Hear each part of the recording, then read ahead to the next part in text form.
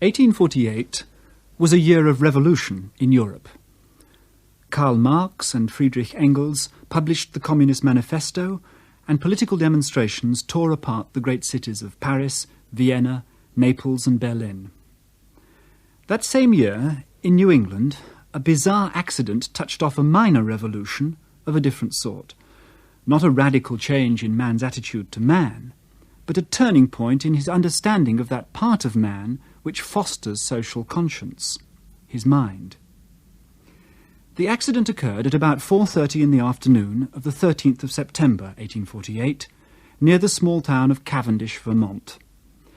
A gang of men, under the direction of their energetic and likeable foreman, 25-year-old Phineas P. Gage, was working on the new line of the Rutland and Burlington Railroad.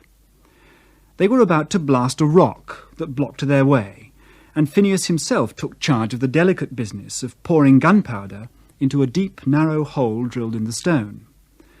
The powder in place, he rammed in a long iron rod to tamp down the charge before covering it with sand.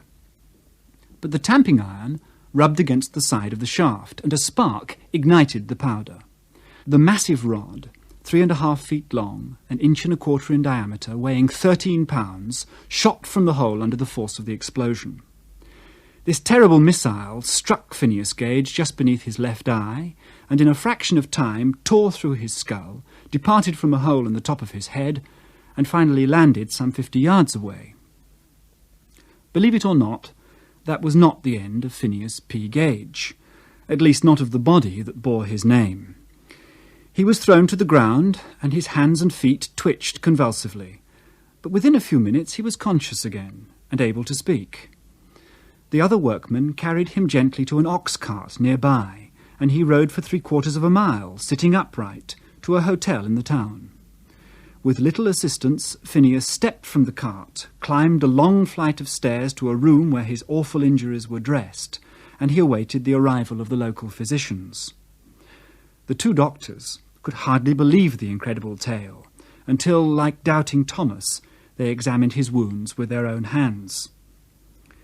At 10 o'clock that same evening, though the bleeding was still terrible, Phineas was rational enough to say that he didn't need to see his friends, because he should be back to work within a couple of days. There could be no doubt that a large metal rod had passed completely through the part of his brain that filled his forehead, yet his senses and speech were normal, and his memory apparently unimpaired. The next few days were difficult. The wound became infected, and Phineas was anemic and delirious. But with liberal doses of calomel, rhubarb and castor oil he slowly improved, and after 3 weeks he called for his trousers and was eager to escape from his bed. By the middle of November, 2 months after the accident, he was wandering about the town, planning his new future. And here's the point of this curious tale. Phineas Gage had a new future, for he was a different man. The efficient and capable foreman no longer existed. The friendly, considerate Phineas Gage was dead, and in his place rose a childlike phoenix with the strength of an ox and an evil temper to match it. Years later, John Harlow, one of the 2 doctors who'd originally attended him, wrote, "His physical health is good, and I'm inclined to say that he has recovered. Yet the equilibrium or balance, so to speak, between his intellectual faculties and animal propensities seems to have been destroyed. He is fitful, irreverent, indulging at times in the grossest profanity. In this regard, his mind was radically changed, so decidedly that his friends and acquaintances said that he was no longer Gage." The new Phineas Gage was rejected by his previous employers, and he drifted around the United States and South America, exhibiting himself and the tamping iron that had twisted his mind as a fairground attraction. He died in San Francisco, but his skull and iron rod are still on display to the public in the Museum of Harvard Medical School. News of the metamorphosis of Phineas Gage reached the ears of the medical world in the 1860s, and it couldn't have come at a more crucial time. It seemed the final piece to the jigsaw puzzle of the mind. The idea that different mental functions are localized in different parts of the tissue of the brain was becoming a dominant one. The rapid historical movement towards this opinion was started by a long discredited Viennese physician, Franz Joseph Gall. As a boy, Gall had noticed that a number of acquaintances with particularly good memories also had large protruding eyes. "I was forced to the idea," he wrote in 1812, "that eyes so formed are the mark of an excellent memory. Why should not the other faculties also have their visible external characteristics? From this time, all the individuals who are distinguished by any quality or faculty became the object of my special attention and of systematic study as to the form of the head." Gall travelled to foundling homes, prisons and lunatic asylums in his search for people with extraordinary heads, and built up a huge anecdotal catalogue of the relationship between particular mental characteristics and bumps on the skull, including an especially amorous lady friend with exceptional protuberances behind her ears. Armed with this motley index of skull bumps, Gall conceived the theory of phrenology. He argued that all the faculties of the mind, even moral and intellectual, are inherited in each person, a view received quite sympathetically by early Victorian society. Moreover, each characteristic must be controlled by a separate, innately localized organ within the great cerebral hemispheres of the brain, directly beneath the skull. This pseudo-science was an ungainly child, fruit of the union between inchoate anatomy and the Romantic movement, with its fascination for the analysis of character. An analogy can be drawn between the scientific methods of the phrenologists and Charles Darwin's purely descriptive evidence for his theory of natural selection. But unlike the hypothesis of evolution, phrenology was a bandwagon riding on a bumpy road to scientific disgrace. It was entertained seriously only until the middle of the last century. But it did shift the paradigm of science in the terminology of Thomas Kuhn and prepared the way for the studies of great neurologists in London and Paris. They observed the symptoms of human patients who'd suffered circumscribed damage to parts of the cerebral hemispheres and suggested that the control of movement, the sensations, and even the power of speech were strictly localized in the brain. The unfortunate Phineas Gage cemented this new phrenology. Even the imponderable elements of the mind, responsibility, personality, and compassion, must have their machinery in the brain, in the frontal lobes that had been torn apart by the iron rod. Of course, the relationship between injuries to the head and insult to the mind was hardly a new discovery in the 19th century. Even the Hippocratic school of physicians, who, 400 years before Christ, first challenged the ancient supernatural concepts of illness, knew that the sacred disease of epilepsy and madness itself were disturbances of the brain. They went so far as to say, not only our pleasure, our joy, and our laughter, but also our sorrow, pain, grief, and tears arise from the brain, and the brain alone. With it we think and understand, see and hear, and we discriminate between the ugly and the beautiful, between what is pleasant and what is unpleasant, and between good and evil. While such a materialistic statement would be a perfectly acceptable preface to a modern textbook on the brain, it was not generally accepted in ancient times. But the disagreement wasn't about the materialistic assumptions that sustained such speculation. The debate that raged, since at least the time that men first wrote down those things that troubled them, wasn't about whether or not the mind had a physical counterpart in the body, but where its embodiment might be. It seems almost inconceivable today that anyone could ever doubt that man's mind is in his brain. For me, the me-ness of me is undoubtedly situated about 2 inches behind my eyes in the very middle of my head. But I'm sure that I feel this with such confidence because I accept the currently fashionable scientific evidence that it is so. To the ancient Egyptians it was definitely somewhere else, for though they entombed their dead leaders with all the tangible trappings of life and tried to preserve in perfect condition their bodily remains for the journey to Osiris, they dealt summarily with the brain by retracting it through the nose with a spoon. The bar spirit of an Egyptian mummy wasn't in his head, but in his bowels and his heart. At one time or another, almost every major organ in the body has been credited with this ultimate organic privilege, the guardianship of the soul and of the sentiments that make us men. The liver, blood-coloured and apparently the source of all veins, played this special role for the Sumerians, the first people to write down their thoughts, for the Assyrians, and for the ancient people of Israel. "My liver shall sing praise to thee, and not be silent," the psalmist wrote. It's hardly surprising that the arrangement of blood vessels should have guided man in his search for his soul. After all, what is a soul? It's a mover, an animator. That word itself derives from anima, the Latin for soul. And what could be more necessary for the sustenance of movement than the free flow of warming blood through the body? When blood was lost, then so was life. By this argument, the origin of blood must be the source of life itself. And from this view sprang one of the most enduring theories of biology, that the seat of the soul is the heart. Aristotle himself, the greatest biologist in the ancient world, supported this idea, and it's still with us. Not in science, perhaps, but certainly in poetry and in popular song, where the heart, not the brain, yearns, aches, and finally breaks. Aristotle's specific theory relegated the brain to the task of merely cooling blood from the heart, which was itself the organ of thought and sensation. Aristotle's great gift to science was the method of observation. In this particular case, his own conclusions were wrong, but by dissecting and describing what he saw, he questioned the value of speculation based on pure reason, and hence invented the scientific method. Like every good student, Aristotle had grown wise enough to know when his teacher was wrong.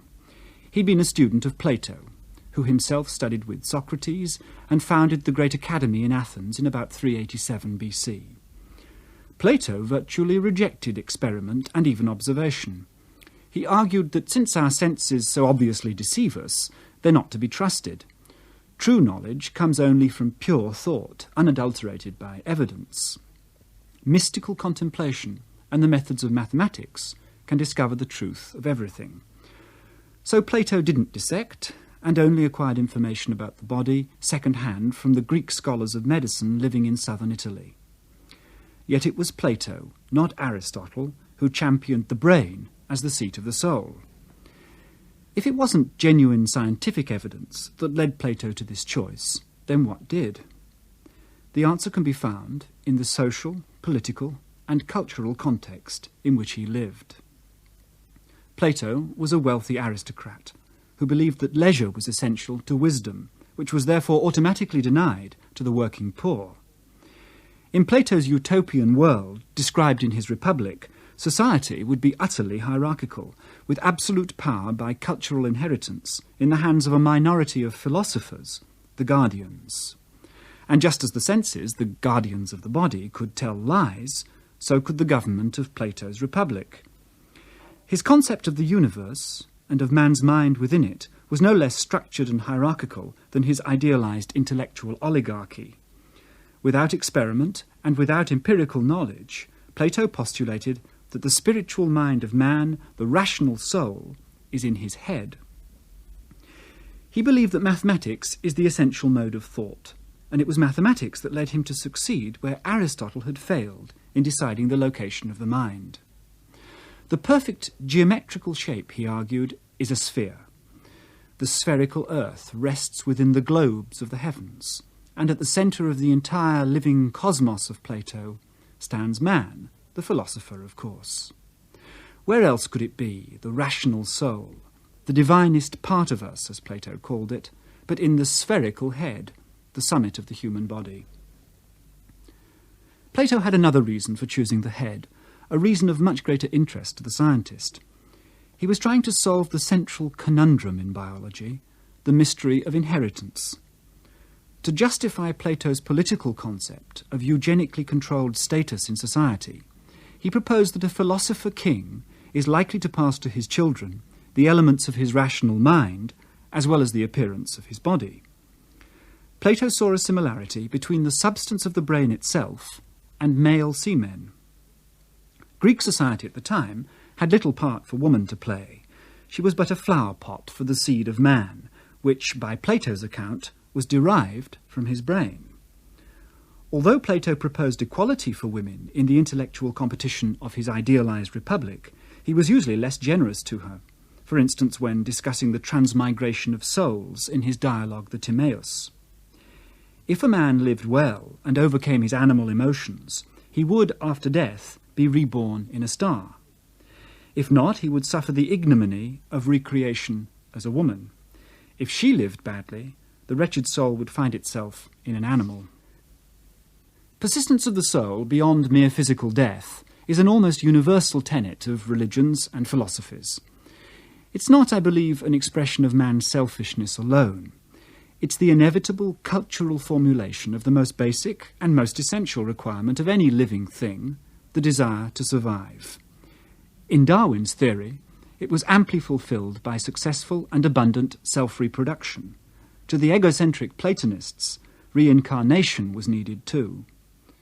The free movement of souls within Plato's anthropocentric universe was possible because the cosmos itself was alive. Pre-Newtonian mechanics demanded that anything that moves must have a mover. The heavens themselves are in motion and therefore must be moved by a cosmic soul. Animals and plants must also have souls, though lesser souls than the rational soul of man, and so too must the very substance of the earth. The current interest in the defence of the environment and the attempt to establish legal rights for mountain, wilderness and recreation areas is, in a sense, a return to a Platonic view of the living cosmos. Transmigration of the soul is not, however, an idea original to Plato, nor is his the most extreme example of the hypothesis. Pythagoras, who probably founded geometry with his theorem about the dimensions of right-angled triangles, thought that in a previous existence he had been a bush. The religious philosophy of the Pythagorean Brotherhood seems laughable today. Two of their strict rules were that one should pick up nothing that had been dropped, and that no one should ever eat beans. However, as Bertrand Russell wrote, beginnings are apt to be crude, but their originality should not be overlooked on this account. The rules of the Pythagorean order were based on their fascination with the mysticism of numbers and geometry. Though naive, this was the beginning of the fusion of science and everyday life. There's even more reason to emphasize the importance of ancient Greek views about the mechanism of mentality, particularly those of Plato and Aristotle. For their opinions and their authority, sanctified and dogmatized by the early Christian fathers, became the unquestionable truth that shackled the mind of man in the Middle Ages and slowed the advance of civilization to a hesitant crawl. By its monopoly of what little education there was, the Church cultivated and perpetuated an extraordinary model of the mind that grew in complexity and richness not by further observation or even by genuine debate, but by the barren science of endlessly interpreting classical ideas. An incongruous marriage was arranged between the theories of Plato and Aristotle and biblical dogma. It reconciled heart-centred and brain-centred views of the mind by incorporating both organs in a great cognitive waterworks. Nutrients, absorbed from the intestines, passed to the liver, where a fluid called natural spirit was formed. This flowed to the heart, where it became vital spirit, which pulsed towards a marvellous network of blood vessels, the Reith mirabile, at the base of the brain. Here it mixed with air, inspired through the nose into the porous base of the skull. The final product was a perfect distillation called animal spirit, again from the Latin anima, which was stored in the system of fluid-filled cavities, the ventricles, running through the entire brain. This spirit, formed from the mixture of liquid and air, was the essence of life and the source of all intellect. Could W.B. Yeats have had this in mind when he said of a poem, "I made it out of a mouthful of air"? The arrangement of the brain ventricles was known from the observations of the great Greek anatomist Galen of Bergama in the 2nd century AD, as interpreted by an 11th century Persian writer, Ibn Sina or Avicenna. There are 4 ventricles, but the first 2 form a symmetrical pair within the great cerebral hemispheres at the front of the brain. They communicate with the middle ventricle in the forebrain, which connects through a narrow canal with the last ventricle in the stem of the brain. This system of three connected compartments, the first pair, the middle, and the last, allowed the medievalists to give tangible form to one of Plato's important ideas, that the action of the mind proceeds through a series of operations from sensation to memory. The first pair of ventricles was said to be the site of the sensus communis, the mechanism of sensory analysis, which was connected with the nerves of the sense organs. Here, images were created and passed on to the middle ventricle, which was the seat of reason, ratio, thought, cognatio, or judgment, aestimatio. The final step was memory itself, memoria, in the last ventricle. This remarkable scheme persisted in written accounts and illustrations until the 17th century, but it began to be questioned, as did so many areas of scientific authority, in the Renaissance. Two men in particular broke the barriers of superstition, slipping the progress of knowledge into higher gear. They were that symbol of the Renaissance, Leonardo da Vinci, and the 17th century founder of modern philosophy, René Descartes. Leonardo is not distinguished principally as a scientist, nor as a mathematician, an engineer, an architect, or even an artist. His most remarkable achievement, and the thing that makes him more than anyone a Renaissance man, is the fact that he was all of these. He had what's essential for progress in art, no less than in science, disbelief. He didn't believe that things could not be done, nor that they should not be done, because they hadn't been done before. "I wish to work miracles," he said. "I may have fewer possessions than other men who are more tranquil, and those who wish to grow rich in a day." But his temerity and disregard for dogma brought him into conflict with the Church, just as it did Galileo. "Whoever in discussion," wrote Leonardo, "adduces authority, uses not his intellect, but rather memory. Science comes by observation, not by authority." In no field of endeavour was Leonardo's dispute with the Church more bitter than in his anatomical studies. To dissect the human body was not only to question the absolute authority of the descriptions of Galen and Avicenna, but also to abuse the sanctity of the human corpse.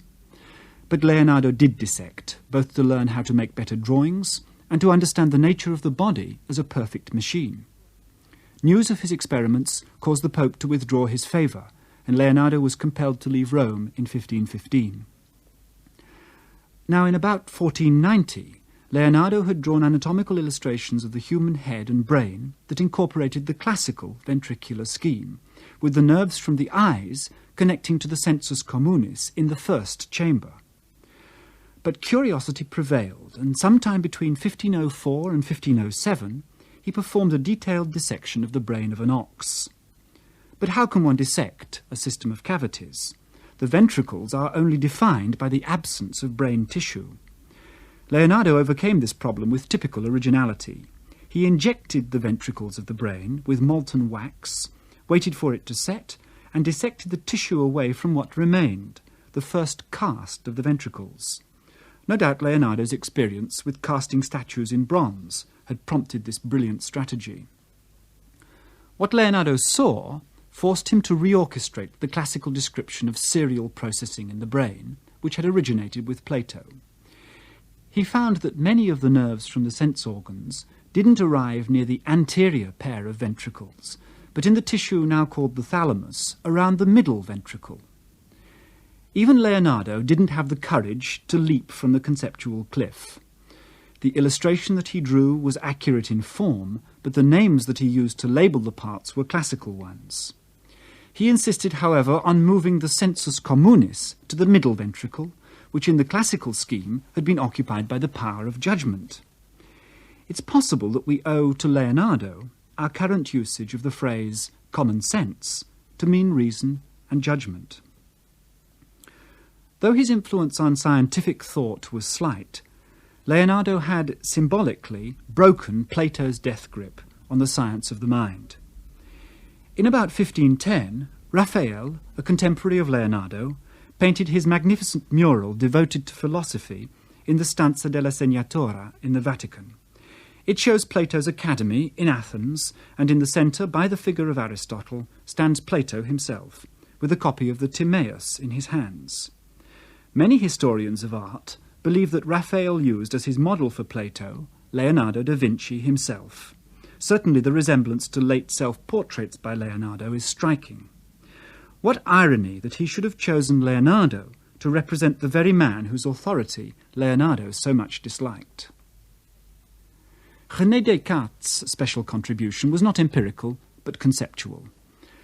Like Plato, he too doubted the reliability of his senses, and indeed in 1637 he proposed that the only admissible approach to the establishment of knowledge was to disregard all beliefs about which there could be the slightest doubt.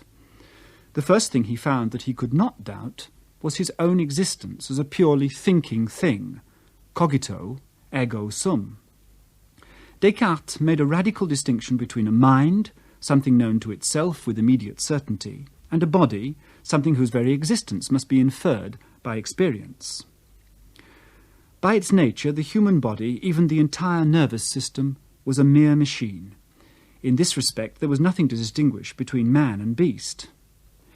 In the Traité de l'Homme, Descartes wrote, "I wish you to consider, finally, that all the functions which I attribute to this machine, such as waking and sleeping, the reception of light, sounds, odours, I desire, I say, that you consider that these functions occur naturally in this machine solely by the disposition of its organs, not less than the movements of a clock." Descartes had split the body and the mind, but he certainly didn't abandon the latter. He was a devout Jesuit, and had even decided against publishing his theory of an infinite universe when he heard of the first condemnation of Galileo in 1616. No, for Descartes, the rational mind or soul was the only thing that separated man from the animals. Descartes' achievement was to make explicit the principle of dualism, that the bodily functions of the brain are entirely distinct from the mystical domain of the soul. Dualism has served its purpose, though it still haunts the terminology of brain research and feeds the common belief that there's some magic in the mind. But in its time, dualism was a liberating dictum. It freed men, even devout men, to speculate about the working substance of the brain without fear of treading in the footprints of God.